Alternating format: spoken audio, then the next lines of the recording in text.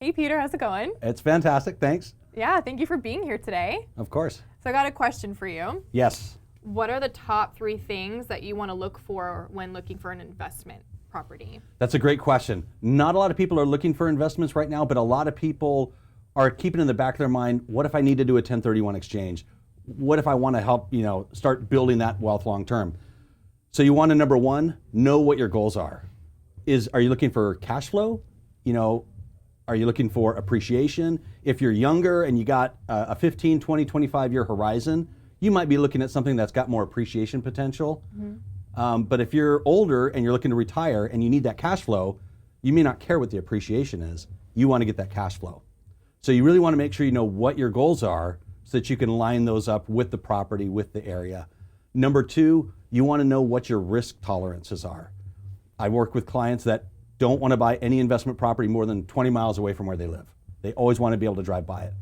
Others, they really don't care as long as it's bringing them the money. But what are your risk tolerances? And number 3, can you handle a worst case scenario? We've had a really interesting time this last 18 months with the pandemic and the additional moratoria and other rules and laws governing rental properties. And some of it's come down to worst case scenarios. What happens if the tenant doesn't pay rent for 6 months? Right. It used to be, what happens if they don't pay for 3 months and we have to kick them out?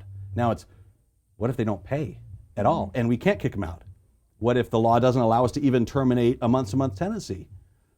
What are some of these worst case scenarios? Can you weather that so that you're not putting yourself, maybe your own primary residence, at jeopardy? Yeah. So you want to be able to look at that, the goals, the risk tolerances, and whether you can ride out a worst case scenario. Yeah, these are good points. So if someone was looking for an investment opportunity in San Diego, would you recommend a specific area, or what kind of things are you looking for? I always say it depends. Okay. So if they're looking for cash flow, there are certain neighborhoods that are better than others, but you're still going to have to put down about 35 to 45% just to break even on a standard single family. Gotcha. If someone's looking for more multi-unit, there's options there, but financing is different, and usually it's a little bit more savvy buyer going for stuff like that. But there's definitely opportunities. In San Diego, it's more of a long-term play. Mm-hmm.